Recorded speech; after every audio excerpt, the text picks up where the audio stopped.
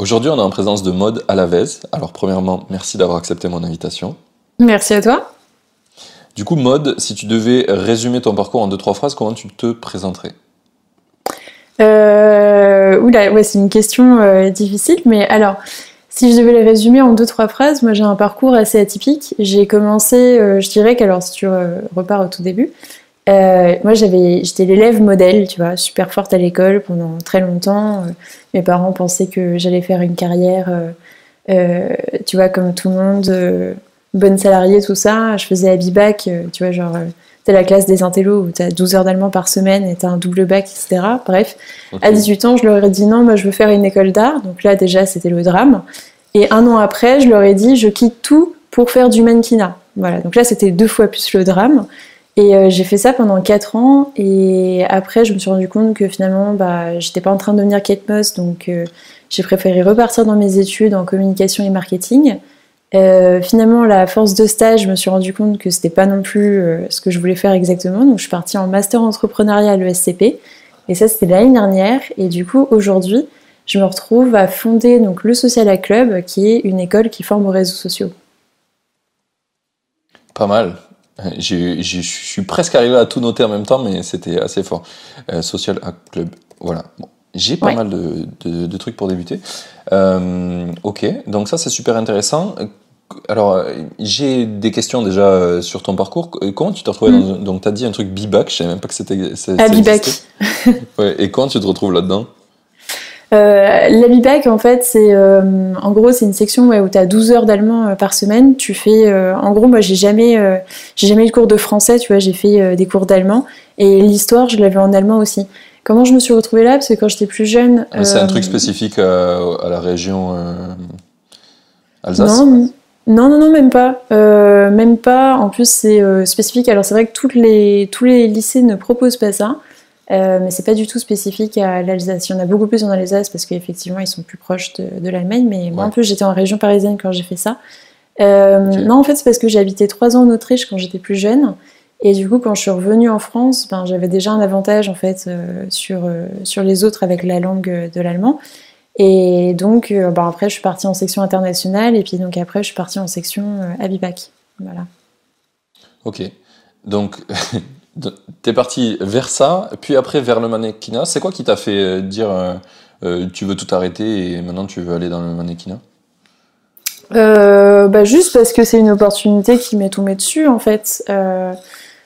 C'est pas que j'avais envie de le faire, j'ai pas cherché à devenir mannequin, mais c'est quelque chose qui s'est fait un peu par le hasard des choses et on me l'a proposé, donc j'ai signé dans une agence.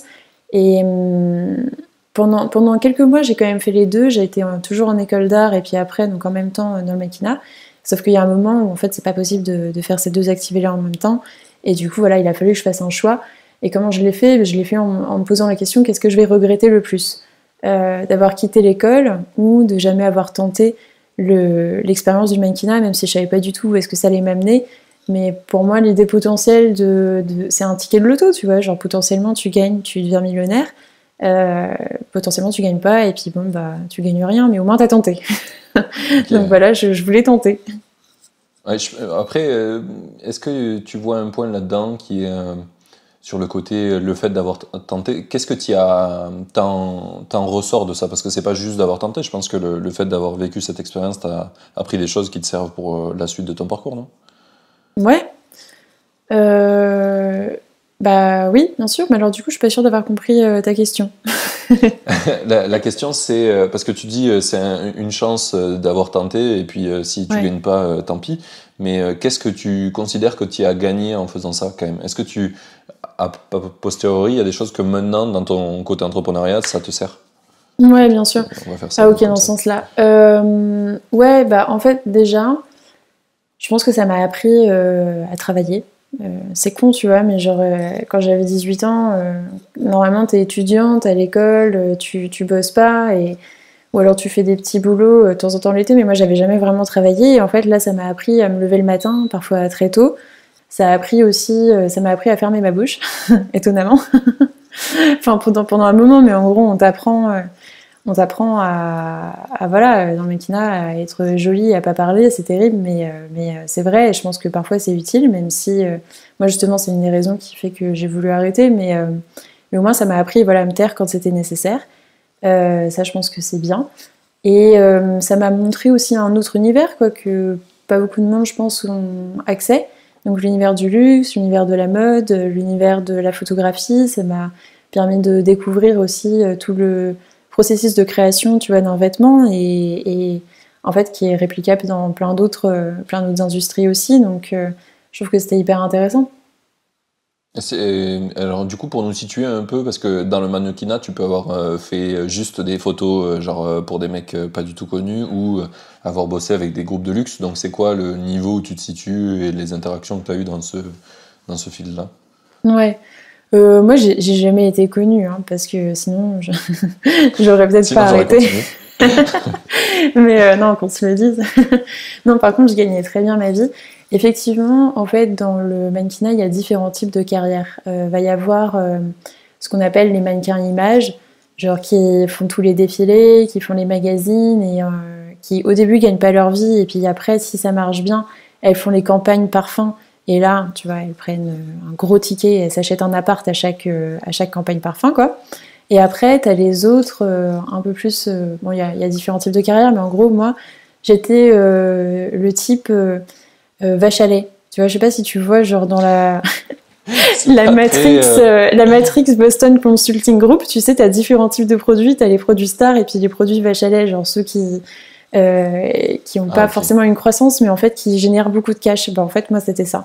Donc, j'étais la vache à lait de l'agence. Donc, en fait, je travaillais tout le temps régulièrement pour. Je faisais beaucoup, par exemple, de mannequin cabine. C'est-à-dire que je travaillais pour des grosses marques de luxe, mais en fait, dans les choses qui sont pas visibles. Donc, c'est-à-dire que moi, j'étais là tous les jours, par exemple, pour que ils fassent la collection sur moi, tu vois. Mais après, je faisais pas le défilé. D'accord. C'est relou, hein, mais en attendant, tu gagnes bien, quand même. Et t'es là tout le temps. Ok.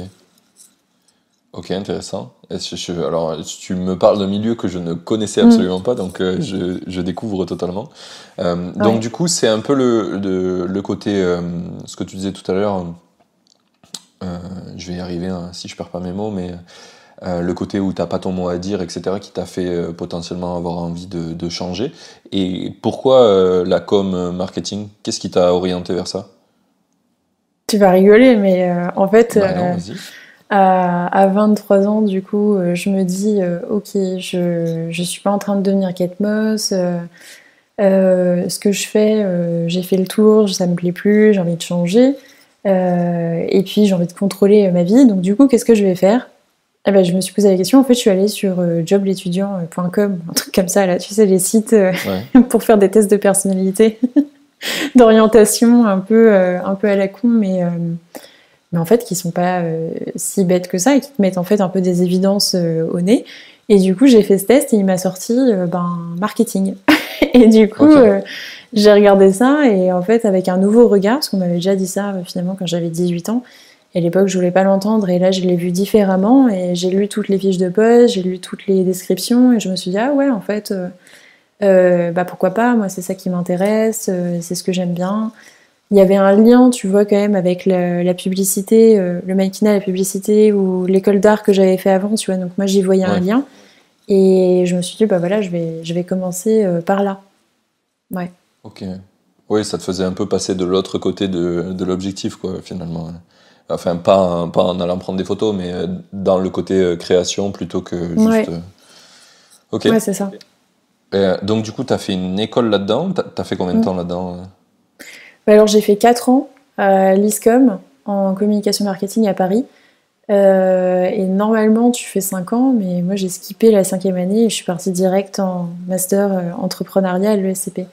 Mais tu vois, pendant ces 4 ans, bah, en fait, la première année, très rapidement, je me suis un peu ennuyée. Je me suis dit, bon, marketing, communication, ok, c'est bien, mais c'est pas assez global. Et puis surtout, en fait, c'est là que tu te rends compte que l'éducation, elle est quand même faite pour, enfin, de manière générale, en tout cas, je dis bien, l'enseignement supérieur classique tel qu'il est aujourd'hui.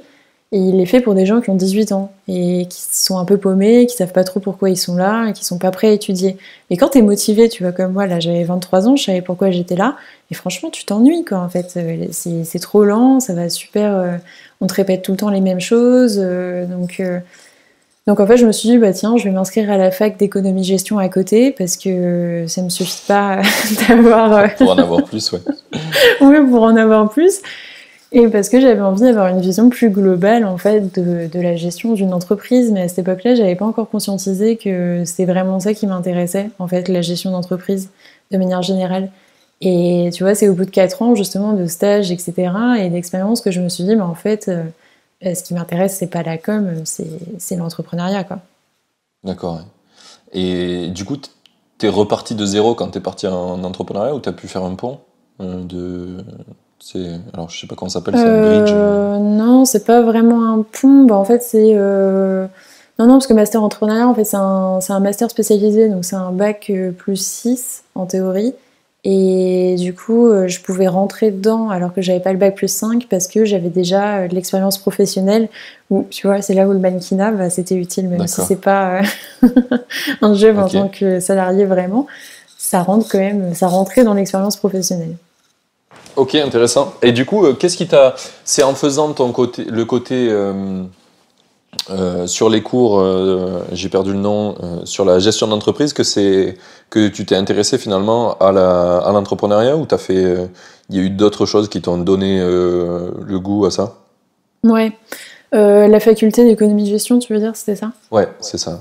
Merci. En fait, non, ça non, étonnamment. En gros, à la fac, à l'université, quand tu prends économie-gestion, en fait, ils t'apprennent à gérer la comptabilité d'un État, tu vois. Donc j'avais la tête pleine de théories macroéconomiques, microéconomiques, tout ça. Et bah, ça t'apprend pas à monter une boîte. Et en fait, je sais pas, mais je me suis dit, oula, je suis en train de me mettre le cerveau plein à craquer d'infos et en même temps, je me rends bien compte que c'est pas forcément ça que j'ai vraiment envie de faire et que j'ai plus envie en fait de m'apprendre à apprendre à m'adapter, tu vois, tester des petits projets, des petites choses comme ça. Donc j'ai lâché la fac. De toute façon, moi, je passe mon temps à faire ça, à commencer des trucs et puis et puis aller lâcher après en me disant ok, c'est pas ça que je veux faire, mais voilà. Donc j'ai lâché la fac et je me suis dit ok, bah, je vais plutôt me lancer dans des petits projets. Et donc là, j'ai monté une association à but non lucratif avec 2 potes où en gros on s'occupait en fait de faire une carte guide de Paris. Et c'est un tout petit truc, un tout petit projet, mais en fait ça m'a beaucoup plus plu et je me suis beaucoup plus réalisée en faisant ça que dans n'importe quel autre stage et n'importe quelle expérience professionnelle que j'ai pu avoir parce que pour la première fois j'étais aux manettes, je décidais, alors on était 3 quand même, tu vois, Oui. mais en fait j'avais toutes les informations avec moi, c'était l'aventure complète et en fait ouais, moi je trouvais que c'était trop cool et du coup c'est à ce moment-là où vraiment je me suis dit ok ouais c'est peut-être l'entrepreneuriat quoi. D'accord. Et donc, c'est cette première expérience. Tiens, tu sais qu'on y revient souvent, hein. J'ai parlé à plein d'entrepreneurs où ce qui leur a fait devenir entrepreneur, c'est leur BDE ou les Oui. assos. C'est assez fou. Ouais. Parce que c'est pas vraiment dans ta scolarité, quoi. C'est à ton bon vouloir. Et donc, Mm. ceux qui ne se sont pas intéressés ou qui ont eu la chance de tomber un peu dedans, ben, ils loupent alors qu'ils pourraient être entrepreneurs et que c'est quelque chose qui leur plairait, mais vu que tu l'essayes pas, tu peux pas le savoir. Mais du coup, pour revenir à ma question, c'était donc c'est ça qui t'a donné envie de switcher sur le programme entrepreneurial. Mm. Et du coup, c'était en combien d'années le programme entrepreneurial? C'était juste un an, Ok, c'est 1 an, mais qui donne un niveau plus 6. c'est ça. C'est D'accord. même, tu vois, c'est même 6 mois de cours et après tu as 6 mois d'expérience professionnelle. Donc D'accord. tu Et fais un t'as stage fait ou quoi alors tu montes une en boîte. expérience professionnelle? Et bah du coup j'ai fait le Socialec Club en fait. En gros, tu as 6 mois voilà, de cours et après 6 mois d'expérience professionnelle où tu as le choix entre soit tu fais un stage, soit tu montes ta boîte. Moi je me suis dit c'est pas question que je fasse un stage, je suis pas venue en master entrepreneuriat pour faire un stage, donc je vais monter une boîte. Et là il fallait qu'on soit 2, donc je me suis mise avec Emeline Chan-Pochwen, qui était mon associée au début sur cette aventure. On a brainstormé pendant des mois, on savait pas du tout ce qu'on voulait faire et finalement on est tombé sur cette idée d'école aux réseaux sociaux. Et ça, c'était l'été dernier. Et en fait, au début, on a fait vraiment des crado-tests sur l'été. Et à partir de septembre, elle a décidé donc de ne pas continuer. Et moi, j'ai décidé de continuer sur cette aventure seule. Et donc, moi, je considère qu'en fait, le lancement de la boîte s'est passé depuis septembre. Donc là, ça fait 6 mois. D'accord. Mais Je suis dessus. du coup, tu as créé la boîte officiellement? C'est quoi la structure que tu as actuellement sur ça? Non, non, même pas. Non, je suis toujours au statut micro-entrepreneur. Parce qu'il y a un truc qu'on m'a bien dit pour le coup dans ce master entrepreneuriat, c'est que en fait ça sert à rien, tu vas te déposer des statuts, de formaliser tout ça en fait quand tu es toujours en phase bootstrap. Et moi je me considère toujours en phase bootstrap. Donc pour moi ça servait à rien de passer du temps à faire tous ces détails administratifs. Ok. Je pense que c'est un super choix et c'est vraiment trop cool qu'ils t'apprennent ça. Comment tu Mhm. considères, pour toi, à quel moment tu es en bootstrap et à quel moment tu l'es plus? Pourquoi tu te considères toujours en train de bootstrap? Ouais, c'est une très bonne question. Je pense que c'est marrant. Ouais, c'est une très très bonne question parce que ça me pose une réflexion. Je sais pas si j'aurais vraiment la réponse là maintenant, tu vois, parce que je suis en plein dedans. Du coup, j'ai peut-être pas fait assez l'hélicoptère là-dessus, enfin, comme ils disent les Américains, mais pris assez de recul en français. Ouais. Euh, je pense qu'il y a une question de confiance en soi aussi, tu vois, genre il y a des gens qui se considèrent en mode bootstrap à mon avis pendant toute leur vie. Et il y en a d'autres qui tout de suite se disent bah tiens, faut que je démarre tout de suite un gros truc. Donc je crois que ça dépend, en fait, ça dépend de chacun. Moi, je me considère en mode bootstrap pour l'instant là sur ces 6 mois-là parce que bah, c'est la première fois que je lançais une boîte, que je savais pas du tout où j'allais, et parce que je fais vraiment du bidouillage, tu vois. Genre, le site, il est fait sur Wix, en 2-2. Tu vois, je fais des coups de Zapier dans tous les sens avec des typeforms, des Calendly par-ci par-là. Donc pour moi, genre, enfin, tu vois, rien n'est structuré. Et aussi parce que je suis toujours en train d'expérimenter, en fait, de chercher, genre, à qui je vends les choses, qu'est-ce qu'ils veulent exactement, à quel prix je vais le faire et comment je vais le distribuer. Et là, je dirais que pendant 6 mois, j'ai expérimenté bien un sujet. Et maintenant, j'arrive, tu vois, à avoir des conclusions. Et du coup, là, je suis en pleine phase en fait de transition à me dire, ok, c'est quoi l'étape 2 justement. D'accord. Alors, c'est drôle parce que il y a dans ta conception de bootstrapper, tu parles beaucoup de, ben, en gros, tu as fait avec des ficelles et Ouais. c'est ok, mais quand tu regardes un peu comment les vidéos de The Family ou tout ce qui est sur l'environnement de startup, on te dit finalement de commencer comme ça parce que Mm. ben, justement, tu as un besoin d'expérimenter avant de. Enfin, personne n'a les réponses magiques aux questions que tu te poses et à comment tu vas faire vivre ta boîte. Donc c'est Mm. normal de faire ça et je crois pas que ça soit un déterminant de qu'est-ce qui fait que ta boîte elle est bootstrap ou pas. J'aurais plutôt tendance à croire que personnellement que tu sors de l'étape de bootstrapping quand tu commences à avoir un process de vente. Tu sais, en gros que tu crées pas le process, que tu es juste en train d'améliorer le Mm. process. Ouais, c'est ça, ouais. Mais ça pourra rester toute ta vie du Zapier connecté à du Wix.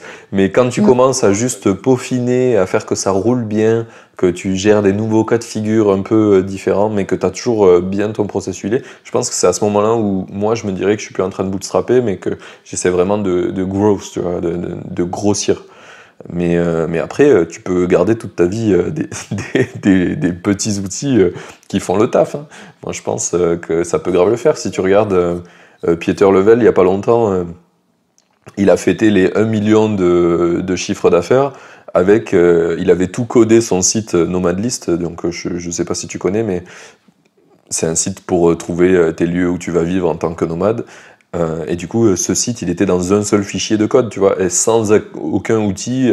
Un développeur, il aurait dit, mais mec, il n'y a aucune structure dans ton truc. Genre, normalement, il Mm. te faut des outils, il faut que ça soit carré un peu. Là, c'est lui qui allait modifier le code dans le site, tu vois. Genre, il Ouais. se connecte sur un FTP et il rajoute des lignes en direct pour tout le monde, quoi. Genre, YOLO. Et le site fait 1 million, tu vois. Et il est tout Mm. seul. Donc je pense que c'est ouais, c'est Oui, plus c'est pas lié au fait l'outil, que ouais. tu veux. C'est pas l'outil, c'est juste ta manière dont tu vas processer. Tu vois, là, il a décidé de justement avoir un cadre plus clair sur ce qu'il va faire. Donc c'est toujours les mêmes outils, mais plus cadré avec un vrai process qui fait que bah, avant de faire un truc, tu vas pas l'envoyer direct en production, par exemple, pour casser les utilisateurs courants, parce que eux, ils payent déjà, etc. Donc, je pense qu'il y a ouais, c'est plus ce côté processé là. Et c'est d'ailleurs un truc qui fait que moi, par exemple, tu vois, j'aime bien bootstrapper, mais j'aime pas quand on arrive à l'étape de tout processer, parce que c'est super chiant, je trouve. Tu vois, j'aime bien essayer plein de trucs, les faire que ça marche, et après le donner à quelqu'un, et vas-y, occupe-toi-en. Mais il y a des gens, justement, qui aiment grave processer les trucs, et genre inventer, créer, bootstrapper, ça les dérange, quoi. Donc chacun sa partie. Mais voilà, c'était plutôt cool. Du coup, on va revenir un peu au Social Club. Donc, quand on en a parlé ensemble, c'était il y a quoi? Il y a 2 mois, quelque chose comme ça, la première fois? Oui, c'était il y a 2 mois, parce que j'étais Ouais, à 2-3 mois, Buffalo. ouais, je dirais. Ouais. Ouais. Et donc, on s'était dit qu'on allait faire ce podcast ensemble, et du coup, je t'avais mis un petit défi. Donc, est-ce que tu peux parler de ce défi et du coup, un peu parler de revenus sur le projet? Ouais, le défi, alors si je me souviens bien, ouais, c'était de faire, d'atteindre la ramen profitability, comme tu l'appelles, Yes. d'ici là. Alors ça, j'ai réussi, pour le coup. Ça, tu je vois. dirais que... Ouais, non, ça j'ai réussi. Donc ça, voilà, c'est bon. En gros, pour te dire en termes de... alors, pour te refaire un peu les étapes du Social Club, donc en septembre, je me retrouve donc seule sur ce projet de monter une école qui forme aux réseaux sociaux. Et en fait, moi, je suis pas forcément dans l'idée, là tout de suite du moins, de lever des fonds, tu vois. Parce que c'est ma première boîte, je connais encore rien au marché, ni à quoi que ce soit, et je trouve ça un peu bizarre d'aller faire un joli PowerPoint, le vendre à les investisseurs, et puis après d'espérer que le truc soit rentable, tu vois. Genre, je préfère faire les choses, tester le marché, et après, quand vraiment je saurai où est-ce qu'il faut investir de l'argent, peut-être que là, j'irai en chercher, mais tu vois, je me dis, je vais pas lever des fonds pour monter une boîte que je sais même pas s'il y a un marché Où ou je quoi, vais, comment ça se passe, ouais.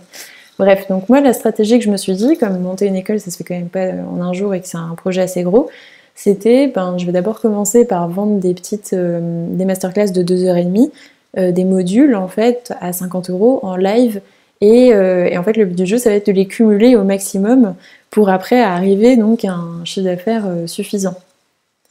Alors je me rends compte aujourd'hui que évidemment c'était pas la meilleure idée du monde parce que je cumule 2 problèmes qui sont que les masterclass sont en live et donc c'est une fois par mois et puis en fait donc les gens ont des problèmes de disponibilité tout ça etc et donc en fait il faudrait peut-être tout simplement passer en ligne mais c'était au moins très bien pour démarrer pour commencer. Donc les 3 premiers mois en fait je dirais que j'ai avant tout travaillé sur la réputation de l'école. Donc je me suis mise à fond sur LinkedIn, j'ai fait les webinars, j'ai fait beaucoup de communication dans tous les sens en fait pour faire connaître le projet, avant même de chercher à vendre. J'ai créé la newsletter, j'ai créé une communauté, etc. Et après, les 3 mois suivants, là j'ai plus travaillé en fait sur le produit, donc trouver des intervenants pour faire des masterclass, etc.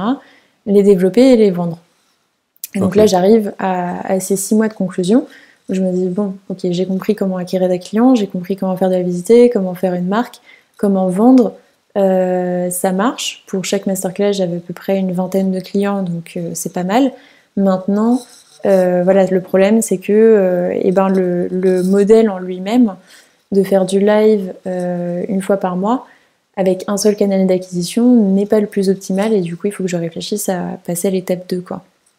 Ok, mais tu les as enregistrés tes lives ou pas du tout? Ça a été que du live? Non, ils sont toujours enregistrés, oui, les gens après ils ont accès au replay, ouais. Ok. Mais du coup, t'imagines potentiellement vendre des formations vidéo pas en live, c'est ça C'est quoi un peu tes réflexions actuelles là sur l'évolution du projet? Ouais, il y a plein de... J'ai fait un post LinkedIn justement il y a 2 jours là, qui disait que j'étais paumée et que le doute faisait partie de la vie de l'entrepreneuriat, que c'était super et voilà. Mais ouais, non, en fait le problème moi que j'ai c'est que j'ai beaucoup d'idées, il faut que je fasse des tris parmi toutes les idées que j'ai. Mais donc il y a effectivement la possibilité, c'est de faire des formations en ligne, tout simplement, tu vois, un peu comme Live Mentor fait, mais de me concentrer sur les réseaux sociaux et sur la création de contenu et de faire uniquement ça, quoi, en fait, par exemple. Ok, super Ça peut être intéressant. un Et tu schéma. connais d'ailleurs Antoine BM peut-être? C'est un créateur, un infopreneur. c'est pas tout à fait la même catégorie d'entrepreneur, mais il vend des formations qu'il fait lui. Alors, il est très extrémiste, donc il a juste une newsletter, il les vend via sa newsletter.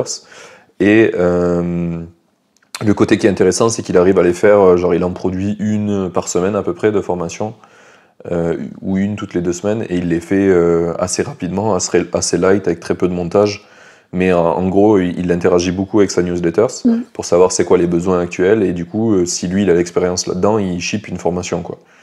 Et du coup, c'est un monstre. À 3 personnes, ils font 1 million par an, quoi. Donc c'est pas mal aussi. Bah, un peu comme Stan Leloup, mais de toute façon, ouais, moi je suis persuadée que dans la... Ouais. Moi, ma conviction profonde, c'est que l'éducation, elle doit changer et qu'il y a des choses à faire. Enfin, quand on regarde aujourd'hui le marché du travail, il y a quand même, tu vois, 9 Français sur 10 qui veulent se reconvertir, mais qui aujourd'hui n'ont pas forcément les moyens de le faire parce que ben, c'est pas tous les 4 matins que tu peux pas refaire 4 ans d'école, en fait, c'est pas possible, tu vois. Et puis en plus, les nouveaux métiers sont pas forcément, on ne forme pas forcément à ça. Parce qu'il y en a plein qui diront oui, Pôle emploi propose toujours des formations. Ouais, franchement, les formations qu'ils proposent sur les réseaux sociaux, j'aimerais bien les voir, mais c'est pas, à mon avis, ça va pas t'apprendre à vraiment performer sur les réseaux sociaux et à vraiment vendre sur les réseaux sociaux. Ça va t'apprendre Facebook et encore, quoi. C'est limité. Et pour moi, il y a un marché énorme à ce sujet-là. Et puis après, il y a aussi une croissance énorme sur les freelances, le nombre de freelances, de gens qui se lancent là-dedans. Et le problème qu'ils ont, c'est que ils sont experts dans ce qu'ils font, mais ils n'ont pas appris à vendre. Et ils n'ont pas appris à être visibles et à communiquer sur leur métier. Et du coup, il faut qu'ils apprennent à le faire. Et une partie de ça se fait sur les réseaux sociaux, notamment. Ok, donc c'est un peu ta future cible, les freelances, ça fait partie de personnes que tu voudrais cibler? Ouais, en tout cas, c'est ceux que j'ai ciblés actuellement avec les masterclass. Donc... Enfin, tout ce qui est freelance entrepreneur, dirigeant, tu vois, mais tous ceux qui sont en démarrage d'activité, il y a un gros marché là-dessus, ouais. C'est le même que Live Mentor à peu près, je crois. Du coup, t'as discuté avec les mecs de Live Mentor? Tu les as contactés? Ouais, j'ai appelé Alexandre Dana. Ça, c'est un truc que je recommande d'ailleurs à tous ceux qui t'écoutent, ou qui nous écoutent, ou qui vont nous écouter. C'est vraiment d'appeler un maximum de personnes et d'entrepreneurs. Et moi, je passe mon temps à appeler du monde. Mais alors, dès que j'ai envie de lancer un truc, en fait, ou que j'ai une idée dans quelque chose, je vais prendre les têtes d'affiche que je trouve qui sont trop forts dans ce qu'ils font, et je leur dis, venez, on s'appelle 30 minutes, et je pose un maximum de questions sur ce qu'ils font, et je leur parle de mon concept, et en fait, c'est un peu du réseautage, mais en fait, ça ouvre les chakras, quoi. Et c'est trop bien. Donc j'ai appelé franchement la planète entière. Ok. Et du coup, ça t'a aidé? Ça t'a aidé à savoir un peu plus vers là où tu voulais aller, savoir qu'est-ce que tu devais faire et pas faire? Ouais, alors je pense que ça aide dans un sens, voilà, comme je disais, ça ouvre les chakras, ça donne plein d'informations, etc. Ce qui est difficile au début, donc je crois que c'est la phase où je suis là, à ce moment-là, c'est tu vois, de digérer toutes les infos qu'on nous donne, parce qu'en plus, je suis passée aussi par la phase où j'ai interviewé 45 abonnés à la newsletter, donc tu vois, j'avais toutes ces informations-là en plus. Donc en gros, pendant le dernier mois, j'ai vraiment chopé 1 milliard d'informations de tout le monde. Et donc ouais, c'est bien. Et après, il faut faire le tri. Tu vois, faut passer toutes ces infos dans un entonnoir. Ouais. Refaire un plan et se dire ok, voilà sur quoi je pars, quel est le mieux, et qu'est-ce qui me plaît le plus. D'accord. Et pour faire finalement dans ce process de décision, c'est ton master en entrepreneuriat qui t'a aidé à trouver comment tu décides, ou ça a été naturellement au fil du temps avec ton projet que tu as trouvé des patterns qui t'aident à décider? Non, c'est pas le master entrepreneuriat qui m'a aidé là-dessus. Alors après, je pense qu'il faut différencier, tu vois, il y a différents types de décisions à prendre. Il y a les petites décisions quotidiennes, tu vois, genre est-ce que je mets mon site en vert ou en bleu, voilà, c'est des petites décisions. Et après, il y a les grosses décisions de où est-ce que j'emmène mon business, et puis quel est le projet phare ou quel est le next step auquel je vais passer. Là-dessus, je pense que c'est très personnel à chacun. Moi, j'ai tendance à faire un peu au gut feeling, tu vois. Alors, c'est peut-être un défaut, je sais pas, l'avenir nous le Non. dira. Mais Je pense qu'il y a deux grosses trames d'entrepreneurs. Il y a des gens qui sont très data-driven, qui Mhm. vont se baser à mort sur la data pour choisir, et il y en a d'autres qui sont totalement l'opposé. Ça sert à rien les data, peut-être à te rassurer, mais le meilleur choix en général c'est ton gut feeling, et il Mhm. faut que juste tu travailles à avoir un super bon instinct en fait, puisque c'est la Ouais, traduction en français. Et plus tu fais, plus tu fais de la merde, plus tu as un meilleur instinct, et plus ça ouais, avance dans ce sens-là, quoi. ouais, c'est ça. Parce que moi, j'ai tendance à dire aussi, tu sais, les datas, enfin, ok, c'est bien de regarder les datas, etc., surtout quand on en a, mais je crois qu'il faut se méfier parce qu'il y a aussi beaucoup de biais avec les datas. On a tendance à voir toujours midi à sa porte, tu vois, à vouloir Oui, à confirmer en fait ce qu'on veut voir et à ne pas regarder ce qu'on ne veut pas regarder.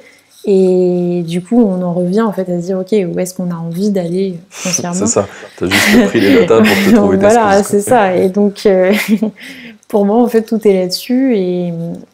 Et en fait, moi personnellement, quand j'ai des décisions comme ça à prendre, tu vois, bah là, je suis chez mes parents, c'est bien parce qu'il y a le grand air, il y a le jardin, il y a la prairie, et du coup, je passe du temps dehors et puis à réfléchir un peu à ce que je veux et puis à essayer d'être hyper alerte en fait et à l'écoute de ce que je ressens et ce qui me fait envie ou pas. Tu vois, j'essaie de me projeter dans les différents scénarios et de me dire, ok, est-ce que je m'y retrouve, est-ce que ça me plaît et voilà, et qu'est-ce que je vais regretter le plus. Oui, comme finalement quand t'as Voilà, réfléchi au mannequinat. Ok, exactement. ça c'est un truc qui Exactement. revient souvent. Ouais. Et c'est pas J'ai un peu le forcément même. des notions de qu'est-ce qui va marcher ou parce que tu vois ou qu'est-ce qui va créer le plus d'argent parce que ça en vrai ça peut être assez facile de le savoir ou de le faire. Mais c'est plus ouais où est-ce que je vais me réaliser le plus. Ok. Ouais. On avait eu ce débat, je sais plus avec qui dans un épisode, mais ça avait fait jaser des gens parce que j'avais dit ça tout naturellement. Et il y a des gens qui m'avaient dit waouh, parce que moi mon feeling c'est de se dire si ce soir je m'endors et que je meurs dans la nuit, est-ce que je me dis je suis content, tu vois, ou Ouais, est-ce que j'ai raté un truc, tu vois. Et il ouais. y a plein de gens, ils avaient dit, ouais, c'est bizarre ce rapport à la mort, mais c'est ma façon personnelle, comme la tienne que tu as là. Et je Mm, pense que ça, me- c'est un peu ton étoile qui te guide, tu vois. C'est mm, ça qui fait que tous les jours, je me dis, bah, je fais pas de la merde et je vais dans la bonne direction. Après, des fois, c'est pas toujours bien pour le business, ça fait que tu changes, mais mm. c'est aussi le process pour apprendre à trouver ce que toi, tu veux faire réellement et qui va être aligné avec ce que tu veux faire. Un peu, tu connais comment ça s'appelle? L'ikigai. Ce concept-là qui L'ikigai, est ouais. l'ikigai, ouais, j'ai très bon accent, mais qui est le mix parfait entre ce que tu aimes faire, le Ouais. monde a besoin pour là où tu peux être payé pour le faire. Et il y en a un quatrième, je crois que j'ai oublié. Mais globalement, c'est ça, quoi. C'est ça, c'est Ce que l'équilibre tu parfait. sais faire. Ouais, bah, c'est le premier que j'ai dit, ça, non? Ce que tu sais faire, ce que le monde a besoin, euh, le monde, enfin, est-ce qu'on peut te payer pour le faire? Et le quatrième, je sais plus. Ce que tu aimes faire du coup. Ouais. Ah oui, ce que tu aimes faire et ce que tu sais faire, oui, bien joué. Mm, Il y a une petite nuance que j'avais zappée. mm. Mais ouais. Bah, c'est Et du coup, exactement ça. Du coup, je cherche mon ikigai. Parce qu'en fait, pour moi, tu vois, si tu décides que tu veux pas être salarié, enfin, tu vois, si tu voulais de l'argent, voilà, tu fais salarié ou tu fais consultant. En vrai, là, tu vois, j'ai tout le temps des demandes de coaching, de missions, consulting. L'argent, je pourrais le gagner, c'est pas un souci. Euh, mais voilà, quand tu décides de te lancer en fait dans une aventure entrepreneuriale, souvent c'est parce que tu as envie de faire un truc qui t'éclate et tu as envie de faire un truc différent et tu as envie de faire quelque chose qui est pas proposé aujourd'hui. Donc la question c'est pas forcément l'argent, c'est plus de se dire ouais, qu'est-ce qui me fait vibrer et qu'est-ce qui va me faire vibrer pendant au moins un an, 2 ans. Est-ce qu'il faut y ouais, aller quoi? c'est ça. Il faut que ça dure, même plus des fois. Si tu arrives à trouver mieux que juste un an ou 2 ans, c'est bien. J'ai Ouais. une question d'ailleurs à ce propos sur le coaching. Donc, c'est des choses qu'on te propose et pourquoi c'est un truc vers lequel tu essaies pas? Si, si, alors j'essaye un peu, tu vois, il y a aussi comme ça que, genre le Social Hack Club, les masterclass, donc c'est la Ramen Profitability.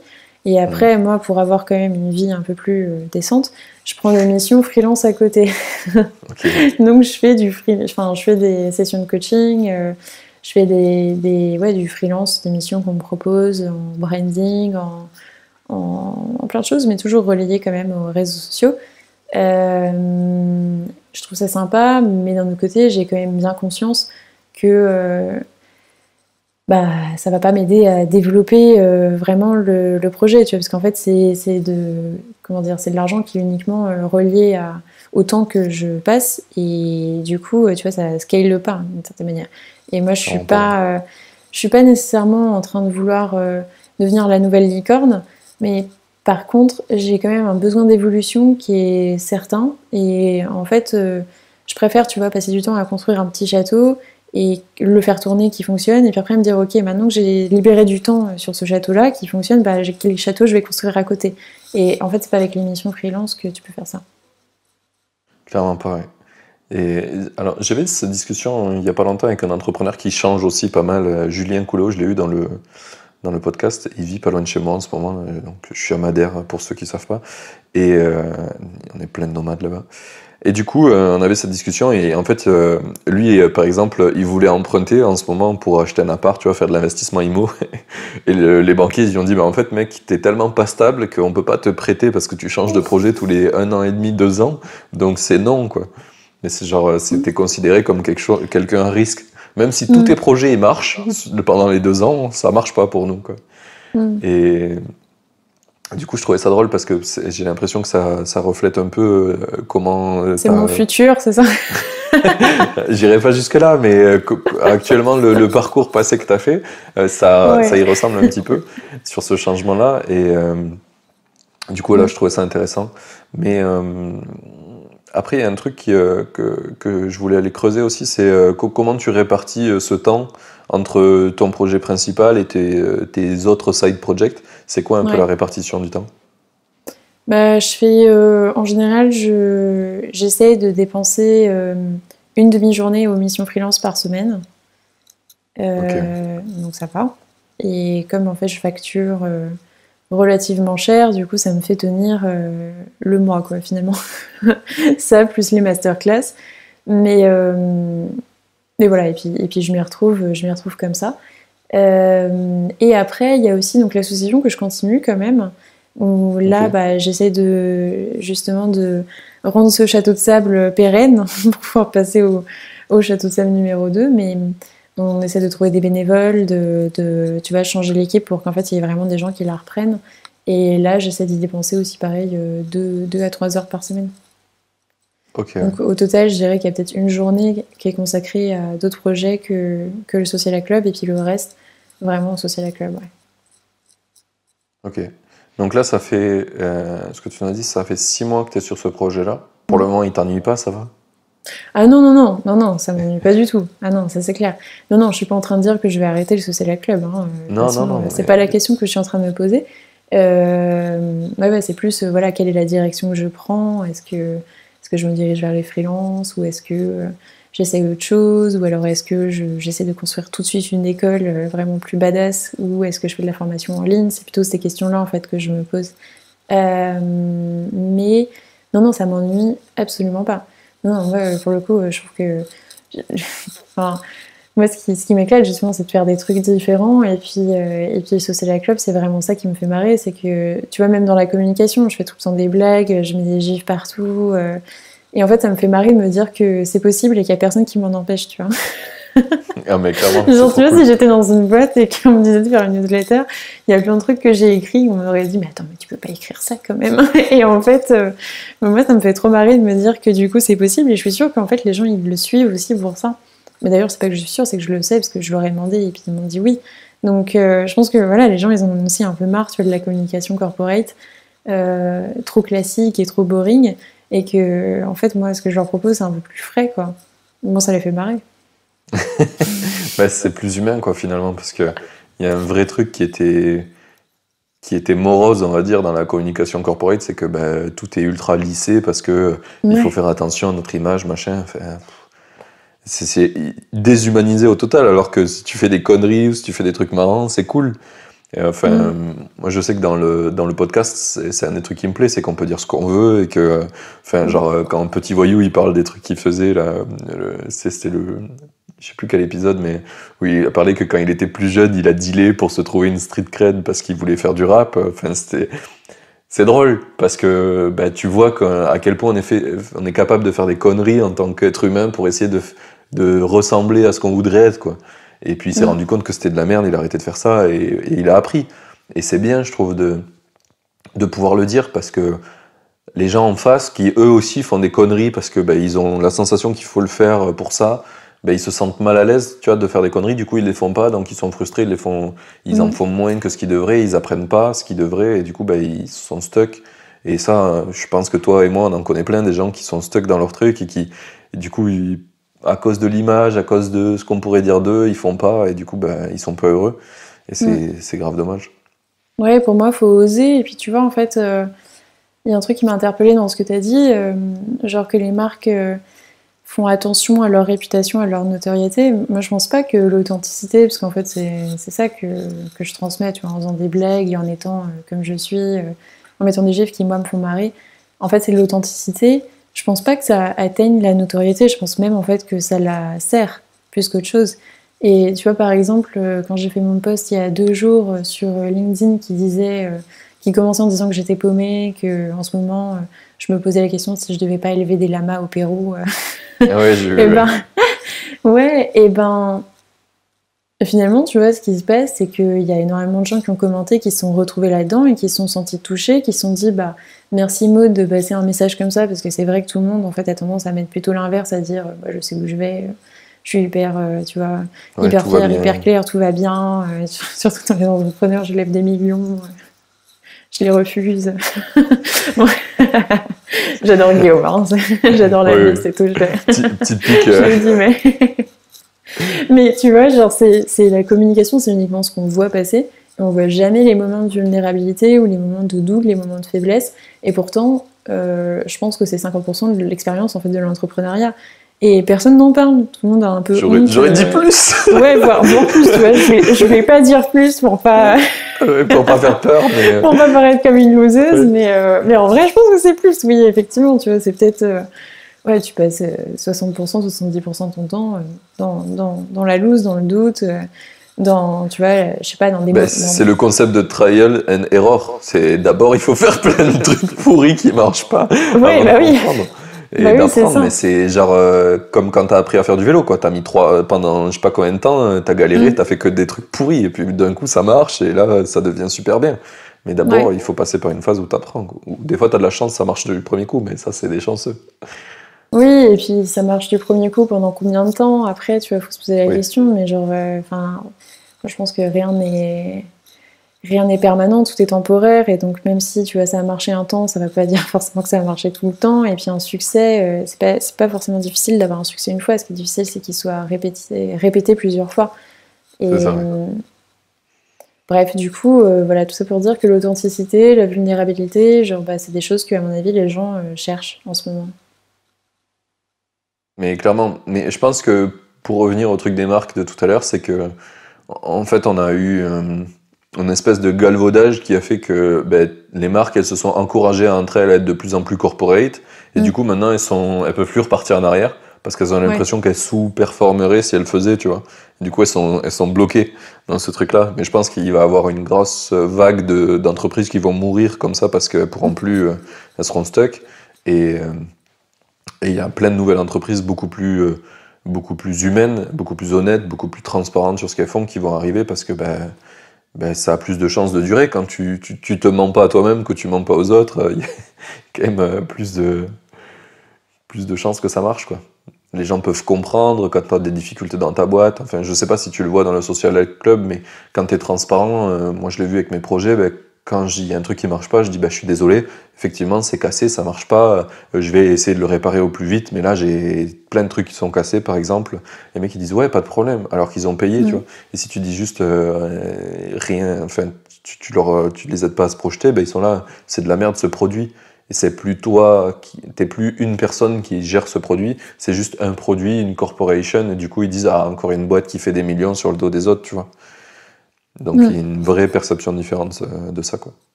Ouais, non, c'est clair que moi j'ai de la chance, j'ai des clients qui sont vraiment super sympas, qui me remercient, qui m'envoient des mails, qui répondent. Il y a plein de gens qui répondent à ma newsletter ou qui m'écrivent sur LinkedIn pour me dire que ce que je fais c'est bien, qu'il faut que je continue. Et je pense que ça arrive pas à tout le monde, ça, pour le coup.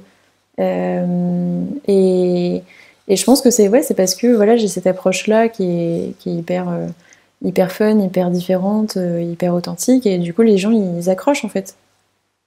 Oui, et puis il y a je pense que ça brise aussi la barrière entre toi et eux. Ça te rend plus accessible. Du coup, si t'es comme eux, bah, du coup, ils peuvent parler avec toi, tu vois. Alors que si t'es sur un piédestal, bah, du coup, c'est inaccessible et donc ils échangent pas et ça manque de richesse. Moi, je trouve que par exemple, je l'ai avec ma newsletter où j'ai peu d'interactions parce que j'ai pris le parti au début de pas être aussi transparent. Là, je suis en train de le changer. Je parle des projets que je suis en train de lancer, des merdes que je suis en train de faire. Avant, j'en parlais que quand ça commençait à bien marcher et je me suis rendu compte que c'était nul.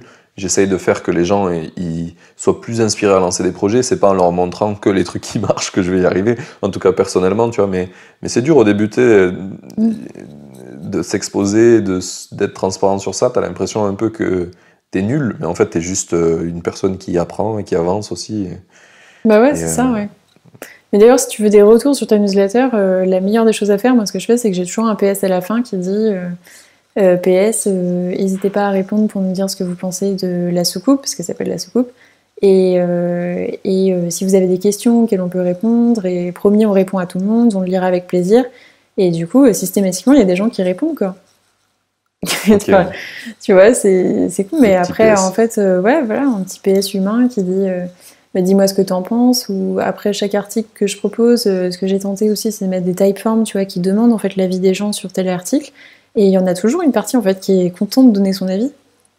Donc je fais des petits sondages aussi, pour leur demander ce qu'ils préfèrent. On avait fait un gros débat voilà, sur le vous, le tu, par exemple. Tu vois, bah, tout le monde était hyper engagé. Hein. Il voulait donner son avis. Mais même moi, je me rappelle, je t'ai envoyé un message. Ouais. Bon, bah voilà, ça faisait partie de la newsletter. Et ouais, je pense que si tu poses, tu vois, si tu as une conversation avec eux, c'est ce qu'on dit, c'est les règles qu'on dit toujours dans les réseaux sociaux, mais qui marchent partout. Hein. Si t'as pas de call to action à la fin, probablement que ça diminue les chances pour que t'aies des retours. Mais si tu l'ajoutes, ça l'augmente. Ok, interesting sur ce point. Du coup, on n'avait même pas dit le nom de ta newsletter, donc maintenant que tu l'as dit, on va le mettre dans la description du podcast pour les gens qui veulent l'écouter. Tu parles de quoi finalement dans la soucoupe, du coup ? Bah dans la soucoupe, alors après, si vous allez, s'ils vont, je sais pas si du coup, comment on s'adresse ces auditeurs, mais sur le site du Social Club, tu verras, donc il y a la soucoupe, voilà, donc tu peux le retrouver comme ça aussi très simplement. De quoi je parle ? Bah en fait, c'est des conseils, voilà, vraiment pour les réseaux sociaux. En général, c'est construit en 4 étapes. La première, en fait, c'est vraiment sur les webinars qui ont eu lieu. Toutes les 2 semaines, donc il y a des webinars où on interviewe des experts, en général, en fait, qui ont bien fonctionné sur les réseaux, ou sur un réseau en particulier, on l'interroge sur son expérience à lui, pour savoir comment il a fait, s'il n'a pas des petits tips, etc. Ensuite, on partage un article d'un expert, donc c'est pareil, quelqu'un qui a bien marché, qui marche bien sur les réseaux, et puis qui, en fait, qui dans un article, va transmettre une de ses connaissances. Après, il y a une mini-veille, en général, dans laquelle, moi, comme je passe énormément de temps sur les réseaux, tu vois, je vais trouver les petits posts intéressants dans lesquels ils ont partagé des petits tips sur X ou Y réseau social que je repartage, du coup, comme ça évite aux gens de passer des heures comme moi sur les réseaux. Et la dernière chose, c'est les news sur les masterclass. Ok, trop bien. Moi aussi, je vais m'inscrire à ça parce que je crois que je voyais que tes posts sur LinkedIn jusque-là. Et c'est très très cool parce qu'il y a une grosse partie des entrepreneurs, tu sais, c'est plus facile pour une certaine partie de gens, de la population, on va dire, d'entreprendre. Par exemple, tous ceux qui vont être développeurs comme moi ou à tendance très technique. Du coup, on a moins de barrières à l'entrée parce que dès qu'il faut faire une solution, tu connais les outils pour le faire. T'as pas besoin de. Maintenant, il y a le no-code, etc. Mais jusque-là, c'était quand même complexe si t'avais pas les bons outils de le faire. Ou alors tu payais un développeur. Enfin, d'un coup, ça te coûtait de l'argent et c'était complexe. Mais du coup, toute cette partie d'entrepreneur, on est nul à chier avec la communication et les réseaux sociaux. Et donc, j'encourage, et moi, je vais y aller aussi parce que on en a besoin, tu vois. Je pense que dans les entrepreneurs techniques, je dois être un des seuls ou pas beaucoup à communiquer. Et je le fais vraiment comme une chèvre et pas de manière très bien. Et pas de manière régulière, tu vois. Dernièrement, je poste plus sur LinkedIn, je reposte juste ma newsletter. Enfin, les bonnes pratiques, je Oh là je les ai là. envoyées balader. Mais je pense que c'est parce que j'ai besoin tu sais, d'entendre plus souvent la bonne parole pour le faire de manière plus souvent, quoi. Sinon, tu retournes vite à allez hop, je partage des liens par-ci par-là et ça arrivera. Et, et du coup, Et non, ça n'arrive pas. et non, ça ne marche pas. Ça ne marche pas. Là, moi, j'ai de la chance avec le podcast, c'est que j'ai quand même déjà une bonne base d'auditeurs. Et du coup, ça, naturellement, ça a grandi sans que je publie correctement. Mais je pourrais faire un effort, c'est sûr, pour que ça grossisse mieux et plus vite, quoi. Tu vois, pour passer au-delà du bootstrapping, comme on disait tout à l'heure. Ouais. Mais c'est des choses que j'essaye de faire. Tu vois, la newsletter, là, ça fait, j'ai envoyé la 8e. Maintenant, parce qu'avant j'avais une séquence automatisée quand les gens s'inscrivaient et après plus rien. que les trucs pas bien faits, quoi. En plus, la séquence elle était cassée j'utilisais SendGrid et je sais pas pourquoi au bout du 6e email sur les 10 ils recevaient plus les gens. Enfin, incompréhensible, mais enfin j'avais très mal managé ça et du coup là je me suis mis à écrire des trucs toutes les semaines pour vraiment Ouais. essayer d'être régulier, essayer de comprendre qu'est-ce qui marche, comprendre les interactions avec les gens, et pas Mm. juste l'avoir fait parce que je sais que c'est important, mais que j'en ai rien à foutre. En fait, là, j'essaie vraiment de mettre du care, de mettre ma personne dedans chaque semaine et de vraiment échanger avec les gens pour créer un effet boule de neige encore plus gros sur le podcast et que ça aille beaucoup plus loin, quoi. Voilà. Alors, si tu as plusieurs sujets, tu vois, dans ta newsletter, je te conseille peut-être de faire comme moi, ce que je fais dans ce cas-là pour tester, enfin surtout si c'est utile. Moi sur la newsletter c'est utile voilà, pour tester des sujets, pour voir ce qui marche pas, etc. Ça c'est vraiment bien. Mais ce que j'aime pas c'est que, ben, tu sais, si tu te bases uniquement sur le taux d'ouverture et qu'après tu mets tout ton contenu dans la newsletter, ça va pas te dire si les gens ils l'ont lu ou pas. Ça va juste te dire si ils ont ouvert ton mail, mais ça te dit pas s'ils l'ont lu jusqu'à la fin, ce qu'ils en ont retenu, etc. Du coup, moi, je préfère en fait justement faire fonctionner. Et puis en plus, moi, je déteste les mails à rallonge comme ça. Où tu cherches la fond pendant 3 heures et tu la trouves pas. Du coup, je préfère en fait conciser un maximum le mail. Je fais des petits encarts en fait. Donc, tu as juste 4-5 lignes qui te parlent du sujet. Et après, je te mets un lien qui te renvoie vers le contenu en question. Et du coup, moi, je peux traquer comme ça le taux de clic, tu vois, pour chaque lien. Et c'est, je trouve, plus précis que d'écrire un long pavé. Mais bon, après, ça se défend. Ok, c'est intéressant. C'est intéressant. Non, je comprends ton point. Après, je me demande à quel point c'est applicable pour tout type de newsletters. Par exemple, moi j'ai beaucoup de gens très techniques qui me suivent et du coup ils utilisent souvent des outils pour les newsletters, là, genre des feeds RSS ou des choses où ils viennent tu sais, extraire la donnée pour l'avoir autre part que dans un mail. Du coup, je sais pas à quel point ça marcherait ça, mais non, je crois que c'est pareil, hein. C'est intéressant parce que moi aussi, il y a un des points clés aussi là-dedans dans le côté marketing et réseaux sociaux que j'ai pas du tout fait comme il faut, c'est parce que j'essaie au maximum de me retirer des réseaux sociaux parce que je trouve qu'on se fait beaucoup trop incendier d'informations useless au maximum. La quintessence de ça dernièrement, c'est Clubhouse, où il y a plein de trucs intéressants, mais il y en a des trucs useless en veux-tu, voilà. Et comme tu peux pas le lire à l'avance, il n'y a pas de notation, il n'y a pas de pouce, il n'y a pas de like, t'es obligé d'écouter, t'écoutes 2 heures, t'as perdu 2 heures et ça sert à rien, quoi. Donc c'est bien et c'est pas bien en même temps. Et du coup, j'ai pas mal lutté contre ça. Et du coup, je me suis un peu retiré de tout. Et donc la newsletter, tu sais, au début, j'étais là, je peux pas écrire ça. Je fais comme désinscrire à toutes les newsletters. Donc du coup, j'essaie de garder un contenu concis. Puis je me suis rendu compte qu'en fait, ça, ma vision, c'était pas la vision de tout le monde. Tu vois, moi, si j'ai de l'expérience sur plein de sujets, et donc, du coup, je veux pas de nouvelles informations, très bien, mais il y a plein de gens, surtout qui écoutent le podcast, s'ils sont là, c'est parce qu'ils veulent apprendre.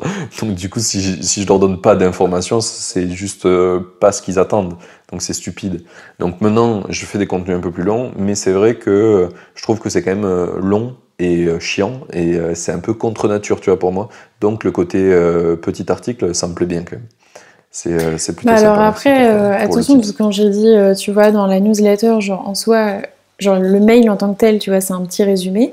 Mais après, quand tu cliques sur le lien, ça Oui, t'envoie bien vers un sûr. article pavé, quoi, Oui, mais quand au même. moins la personne, d'abord, tu fais un teaser et si ça l'intéresse, il va le lire. Alors que si tu as mis les Voilà, 4 trucs que tu voulais, il c'est ça, reçoit un pavé qui sert à rien.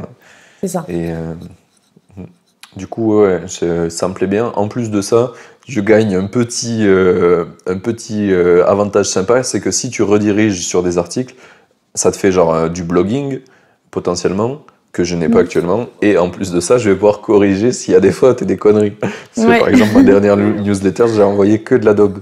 Genre, ouais. dans le titre direct, j'avais même pas une faute d'orthographe, une faute d'inattention, quoi. Genre, Mm. moi je l'ai lu, c'était ok, et puis les gens ils m'ont dit, mais c'est pas français ça. Oh putain. Voilà. Et ouais, et c'est effectivement du contenu qui reste, tu vois. Genre par exemple, moi, tous les articles qui sont partagés sont... Donc j'ai tout centralisé sur Notion.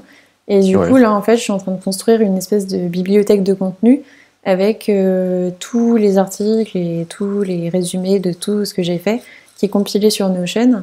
Et ça, un jour, ça peut... Tu vois, ça crée de la valeur au fur et à mesure, quoi, en fait. Ok.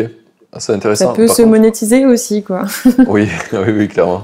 Clairement. Et c'est alors Notion, parce que c'est pratique, mais après, ça te permet pas d'être référencé, non, avec ça?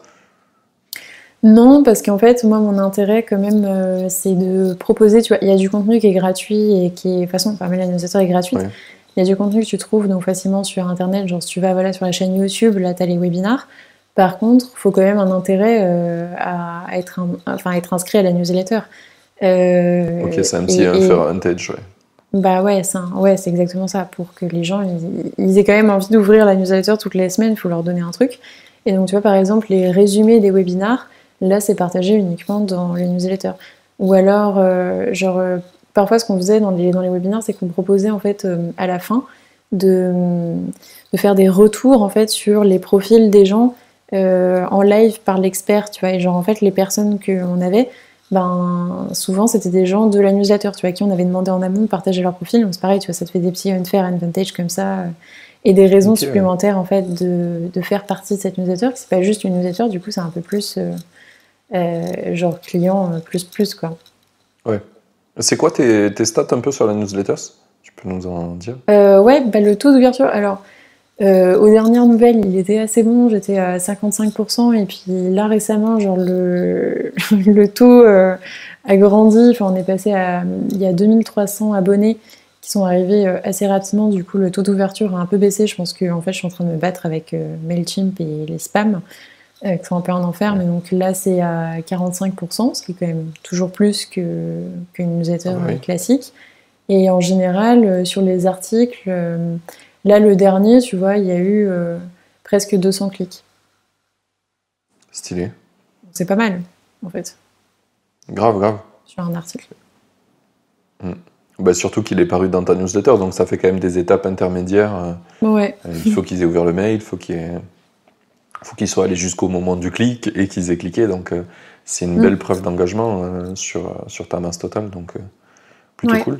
Et ça fait 6 mois aussi qu'elle est lancée ou un peu plus la newsletter? Non, ça fait 6 mois, genre même un peu moins, en fait. Parce qu'en septembre, quand j'ai commencé vraiment, il n'y avait personne au début. Et Ouais, j'ai passé peut-être un mois ou deux à tester un peu différents formats, savoir quoi mettre dedans, comment je ouais. l'écrivais, qu'est-ce que j'allais mettre comme sujet, etc. Là, c'est la 22e qui est vraiment, tu vois, genre formatée, quoi. Et du coup, ça fait ouais, 4 mois.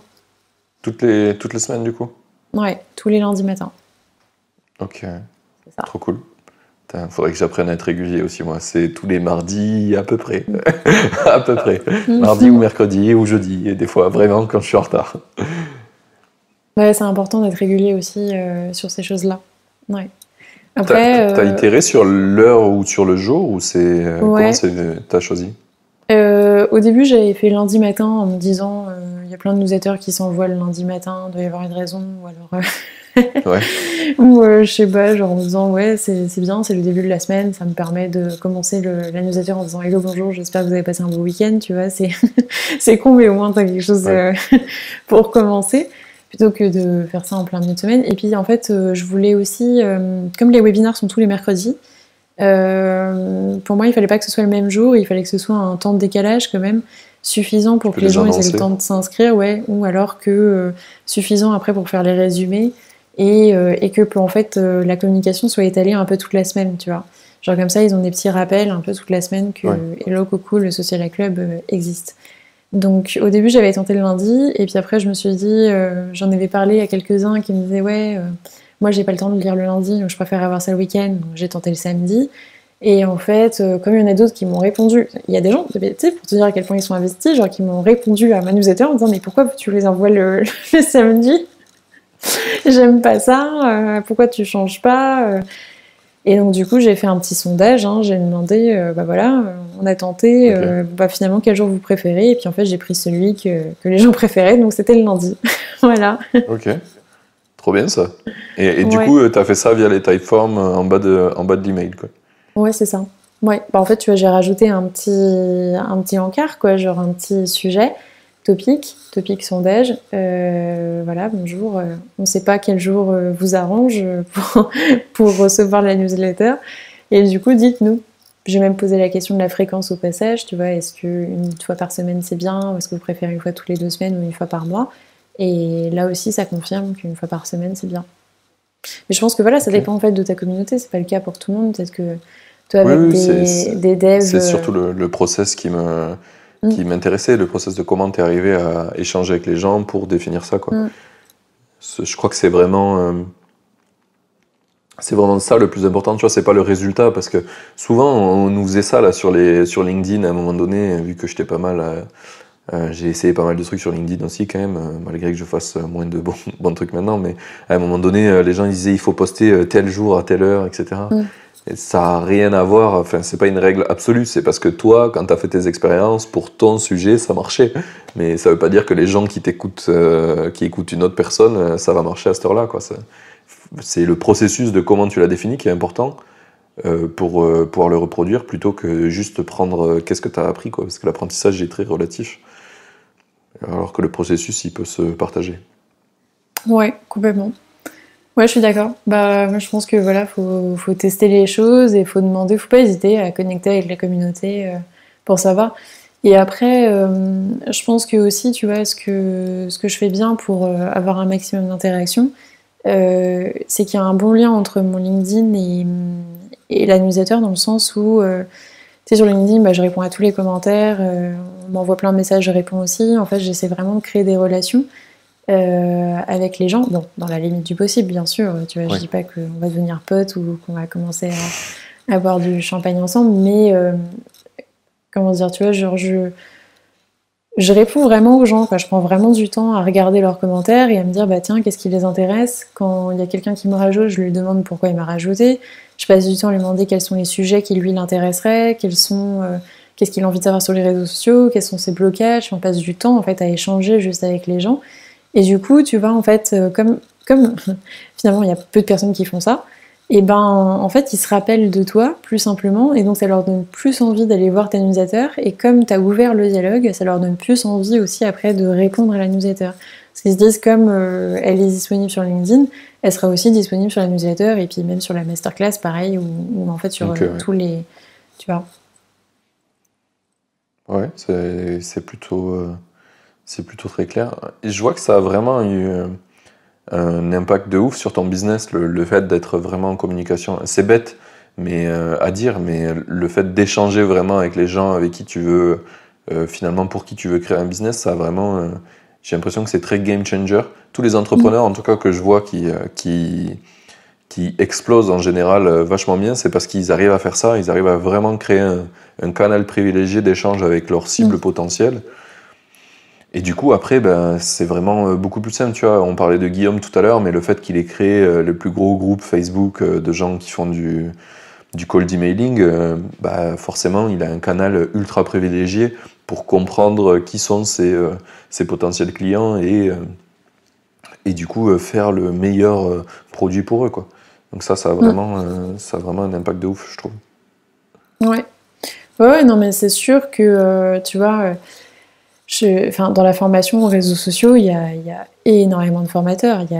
Tu vas sur LinkedIn, tu tapes coaching LinkedIn, tu vas tomber sur un nombre incroyable de gens. Donc la concurrence est rude.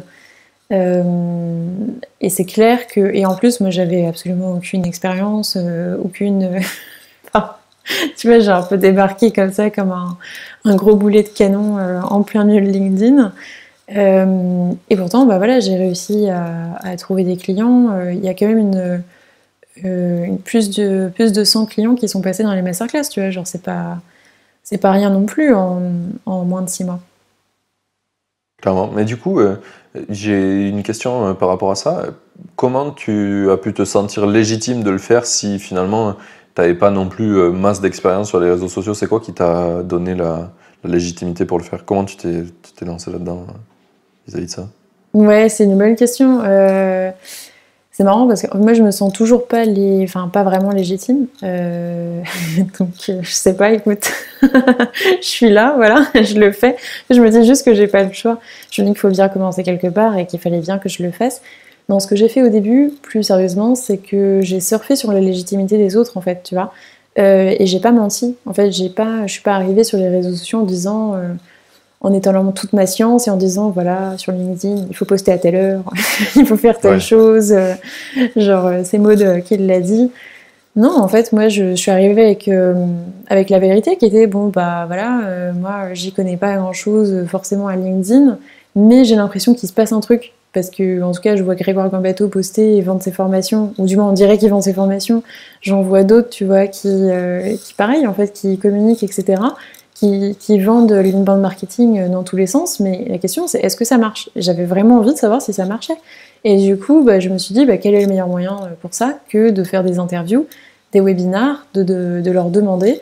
Et en fait, moi, je me suis formée comme ça aussi. En fait, je me suis formée en échangeant avec eux, en faisant exactement ce que tu fais là, toi. Tu vois, tu te formes aussi d'une certaine manière. Tu formes les gens qui te suivent, mais tu te formes aussi en même temps, en fait, en créant du contenu. Tu apprends un peu de chacun. Et ça te nourrit toi-même. Moi, j'ai fait exactement la même chose, en fait. Après avoir interviewé, tu vois, une dizaine de personnes qui sont hyper chauds sur LinkedIn, avoir fait les résumés de leur contenu, avoir pu échanger aussi avec eux, et puis en ayant moi-même testé, du coup, la plateforme, au bout de 6 mois, là, je me sens légitime sur LinkedIn, parce que je connais. Les autres réseaux sociaux, du coup, je commence à faire la même chose, en fait. Je sais plein de choses parce que je lis plein de choses, et je fais une différence entre le savoir et la connaissance, tu vois, entre ce que tu as lu, et puis après de l'avoir fait, de l'avoir testé, de l'avoir expérimenté, et qui, pour moi, du coup, te rend légitime. Donc... Mais voilà, je fais pareil, tu vois, j'interviewe Shubham Sharma pour savoir comment monter une chaîne YouTube. La semaine prochaine, j'interviewe Lemlis, pareil, pour savoir comment ils ont fait pour faire leur challenge de 1000 abonnés en un mois. J'ai interviewé une meuf qui est chaude sur Instagram, et en fait, j'apprends comme ça en même temps. Ok. Trop cool. C'est vraiment... Tu sais que alors j'en ai jamais parlé bizarrement, mais c'était vraiment mon idée de pourquoi j'ai fait le podcast. C'était vraiment pour apprendre des gens avec qui j'allais parler. Tu passes un bon moment, en plus tu le partages, et je trouvais ça trop cool ce format-là. Et je crois que c'est pour ça qu'il y a plein de gens d'ailleurs qui se sont lancés dans les podcasts, parce qu'ils ont compris, ont compris la magouille. C'est ça, le filon. Et je trouve que c'est vraiment très très bien de faire ça. Enfin, je pense que j'aurais jamais fait aussi bien mes projets si j'avais pas fait le podcast, quoi, clairement. Donc ça a un impact. Faites un podcast. Lancez-vous. Faites quelque chose. Non, mais franchement, ça crée un réseau en plus. Enfin, c'est trop stylé, quoi. Que ce soit sous podcast, en fait, pour moi, c'est les formats interview, quoi. En gros. Oui, c'est ça. Tu passes du temps avec une personne, elle échange avec toi, et c'est très très cool ce temps-là. Ok, on va reprendre un petit peu mes petites questions de ma trame, parce que ça fait quand même un petit moment qu'on parle, donc on va pouvoir attaquer les dernières questions de la partie 2, pour pas détruire la vie de nos invités, nos auditeurs plutôt, et les invités aussi. Je pense que tu as des trucs à faire. Du coup, une des premières questions que j'aime bien poser, c'est quoi ton objectif avec le Social Club? Puisque tu as dit que tu voulais pas être une licorne, c'est quoi l'objectif? dans quel sens financier ou mission ou Alors, plutôt où tu veux l'amener, dans le sens à quel moment pour toi le château il sera bien, tu vois? Ah, ouh. Ah oui, grosse question, ouais. Ben, moi, le jour où... Bon, en même temps, j'ai du mal à répondre à cette question, parce qu'en fait, dès que je m'imagine un truc, je me dis, mais en fait, on pourrait construire un autre truc encore en plus, donc je sais pas si... Je sais pas si j'ai une limite là-dedans, tu vois, vraiment. Mais je pense que déjà, je serais contente si un jour j'arrive vraiment à construire une école avec 3 mois de formation, tu vois, et qui est différente, qui est reconnue par, pas forcément par l'État, mais par le marché, tu vois, par des gens qui ont envie de passer par là, qu'il y a énormément de personnes donc, qui sont passées dedans. Si on peut avoir plusieurs campus, tu vois, pourquoi pas. Donc, Tu voudrais des écoles physiques? Ouais, j'aimerais bien une école physique à terme. Ouais, si je peux avoir une... Tu vois, je pense que je serais contente le jour où j'ai une école physique avec des promos qui se font et puis que je peux démultiplier le concept dans d'autres villes, pourquoi pas. Et moi, ce que j'aimerais explorer, en fait, c'est toutes les manières d'apprendre. Parce que je pense que, tu vois, donc, en physique, c'est bien, mais qu'en ligne, c'est sympa aussi, qu'après, il y a tout le besoin de formation continue aussi, dont on parle pas trop. Et moi, j'aimerais bien voilà, explorer tout ça. Alors, quelle est la limite là-dedans? Je ne saurais pas te dire. Et il n'y en a pas. Je pense que la limite, en fait, c'est le jour où ça m'ennuiera. Ok, c'est une bonne réponse. Ouais. Ok, donc du coup, il y a des questions qu'on a déjà un peu survolées, je pense que je vais pas te les reposer. On va plutôt venir sur, est-ce que tu as des projets futurs? Est-ce que tu as des choses en dehors du Social Club peut-être? Auxquelles tu penses, vu que tu as plein d'idées, tu m'as dit, alors là, donne-nous des choses croustillantes. Non, des choses auxquelles je pense. Ouais, alors j'ai un tout petit projet futur, un tout petit side project avec un pote qui s'appelle Thibault Louis aussi, qui est assez fort sur LinkedIn, qui vient de démarrer. Bon voilà, c'est aussi relié finalement à ce que je fais, mais c'est une template guideline qui. Alors du coup, ce sera peut-être déjà sorti quand le podcast sortira. Mais ouais, ça se peut, ça se peut.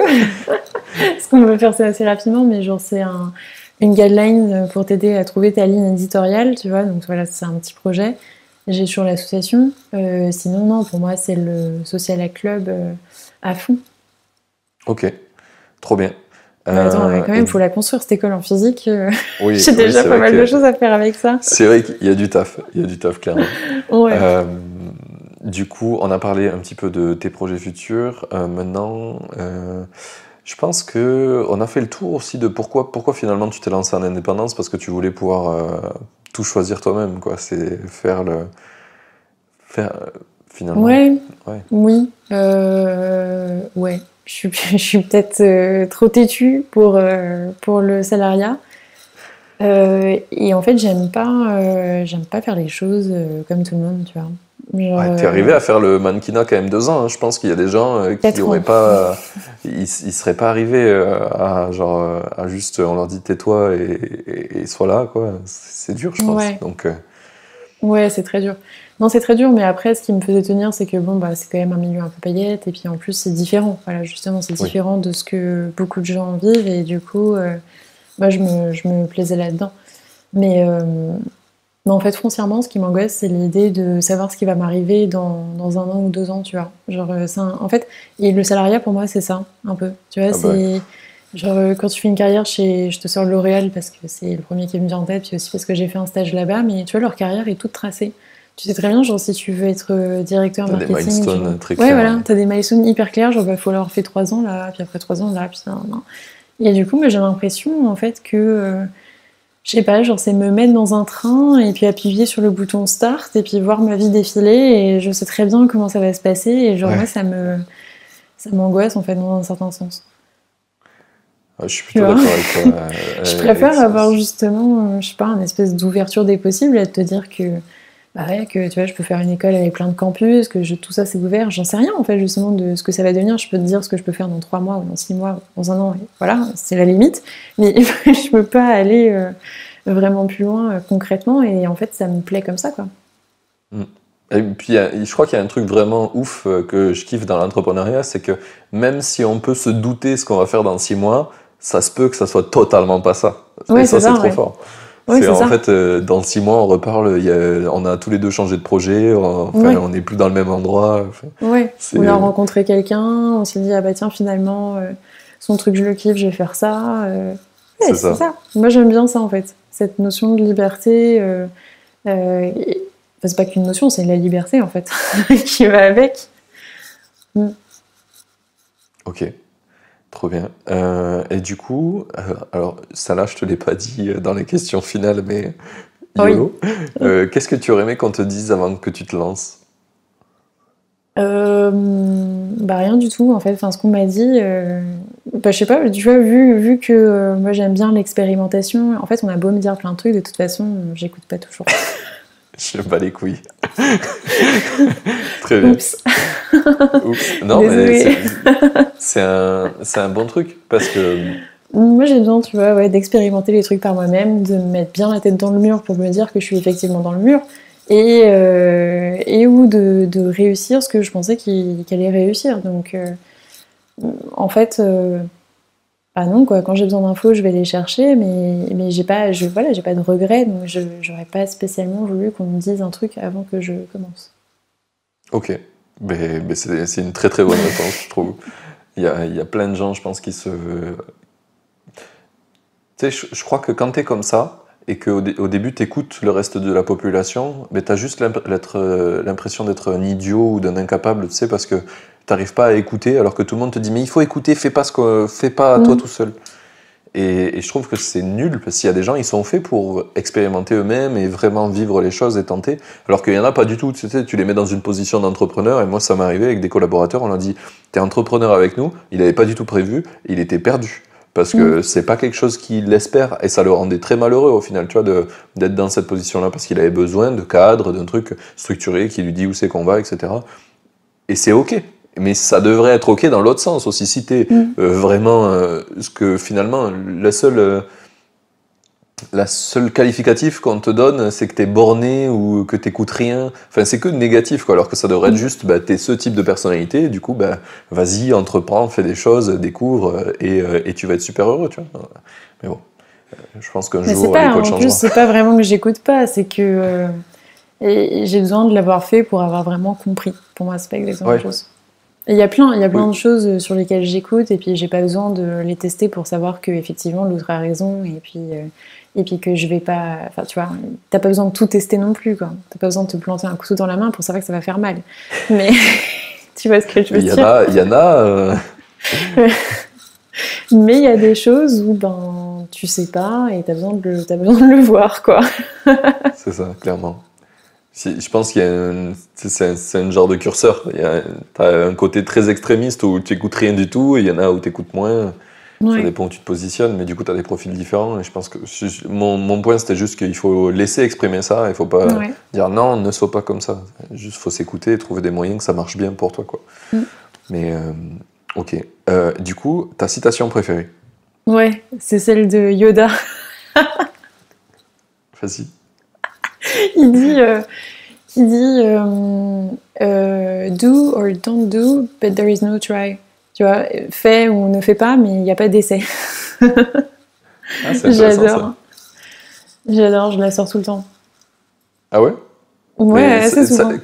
qu'est-ce qu'elle veut dire pour toi, finalement? Enfin, pour moi, ça veut dire que. Bah, c'est ce que ça veut dire, quoi, qu'il n'y a pas de. Il n'y a pas C'est de quoi? phase. Hein. Fais pas les choses à moitié, quoi, c'est ça? Ouais, genre, fais pas les choses à moitié, effectivement. Genre, soit tu le fais, soit tu le fais pas. Et il n'y a pas de. Genre.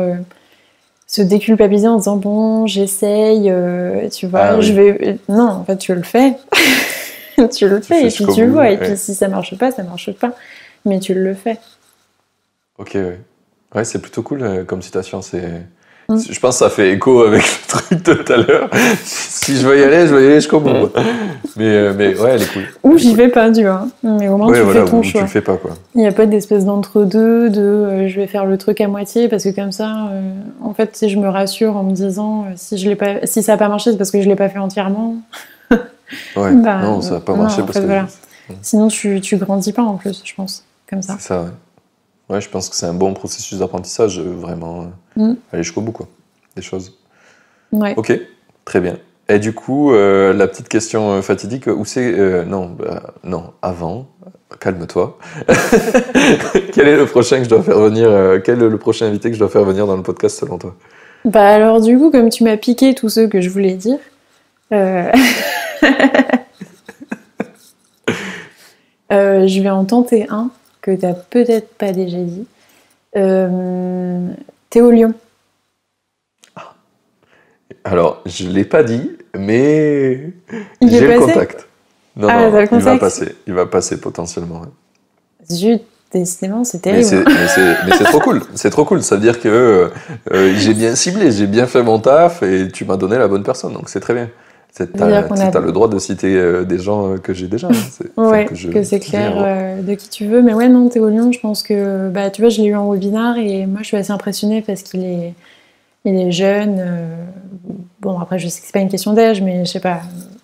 Moi, je me dis, à son âge, on n'était pas là. Lui, il est toujours étudiant, pour moi, le je coup. suis impressionné parce que c'est une machine. Bah, ouais, c'est ça. C'est ça. Okay. Et puis, il tente, voilà, il tente plein de trucs, il a peur de rien. Je sais pas, le gars, il est sur TikTok, il est sur YouTube, il est sur tous les fronts. Il est parti chez The Family et en même temps, avec un projet, j'ai l'impression qu'il est ressorti avec autre chose, tu vois, derrière. Donc, je trouve que c'est intéressant aussi, ça, la manière dont il navigue entre les projets et où il va. Et tu vois, si les gens étaient à la bourse, bah, j'investirais sur lui, quoi. Ah, clairement. Mais Ouais. je sais pas si t'as vu, il y a un projet qui est sorti comme ça un peu. Ah ouais? Comment il s'appelle je vais plus retrouver le nom, mais c'est sorti sur Product Hunt. Et en gros, c'est genre Twitter, mais chaque compte, ça crée un token et tu peux acheter des tokens de cette personne. Du coup, bien sûr, il y a Elon Musk en premier piédestal gigantesque où son token, il vaut je sais plus combien. Mais des mecs se sont dit, ah bah tiens, si on disait que les gens puissent acheter des tokens de leur mec qu'ils préfèrent. Et Ouais. c'est vrai que clairement, Théo Lyon, j'aurais mis des billes. Ouais, Moi aussi. je mettrais un petit ticket, quoi. Et sinon, je suis en train de penser, je sais pas s'il est déjà passé, mais Grégoire Gambatou, quoi, c'est un peu la base Alors, aussi. j'ai eu Grégoire et on est sur un pourparler où il m'a dit je suis chaud, mais viens on fait un clubhouse. Et j'ai dit ah ouais, mais j'aime bien le format du podcast quand même. Donc en ce moment il est plutôt chaud du clubhouse, mais je perds pas espoir. Et si tu nous écoutes, Grégoire, bon, tu vois, mode te conseille, donc il faut que tu viennes maintenant. Ouais, carrément. Ok, trop bien. Eh bien merci. Du coup, petite dernière question, ça c'est pour toi, où c'est qu'on envoie les gens, les makers qui veulent te suivre? Ouais, bon, on les envoie sur mon LinkedIn. Je fais des posts marrants, vous allez voir. Je confirme. Ouais, donc sur mon LinkedIn, Modèle Aves, tout simplement. Et sur le site du Sociala Club, donc socialaclub.com. Et sur le YouTube du Sociala Club aussi, sur lequel on poste tous les webinars que je recommande de regarder si vous vous intéressez aux réseaux sociaux, parce qu'ils sont vraiment top. Ok. Et c'est pas moi qui le dis. Trop bien. c'est les petites testimonials de tous les clients qui ont trop kiffé. C'est ça. Mais je pense que, il n'y a pas, ouais, clairement, du contenu que tu fais, je suis sûr que c'est trop cool. Je vais pas regarder les webinars, mais je pense que ça va être trop cool. J'irai regarder les vidéos. Ouais. Parce que quand même. Il y a clairement je suis le public où il faut apprendre à faire ça mieux. Et donc j'irai voir. Mais trop bien. Ben merci. C'était vraiment un épisode trop cool. J'ai kiffé discuter avec toi. C'était une des premières fois où moi aussi je me mettais un peu à nu sur ce podcast, etc. Donc mutuellement c'était cool de faire ça un peu. La vulnérabilité à tout prix. Clairement. J'entraîne les gens dans ma... Mais non, mais je pense que c'est bien. Je pense que c'est quelque chose qui va vraiment définir notre société dans le futur. Parce que la mitonnerie à tout prix, ça a que des désavantages, je crois. Et on l'a vu dans plein de trucs et on continue de le voir. Et je pense que ça n'a plus de possible, quoi. Ouais. Donc trop cool pour ça. J'étais vraiment très content. Si vous avez kiffé le podcast aussi, j'encourage toujours les gens maintenant à envoyer des petits loves du coup sur LinkedIn, à engager la conversation avec l'invité parce que ça peut être vraiment cool. Ça montre que vous avez écouté, que vous avez apprécié et peut-être s'il y a des choses qui vous ont touché, dites-le. Donc voilà, sur LinkedIn, contactez Maud. Et du coup, je vous dis dans 2 semaines pour le prochain épisode. Salut! Salut!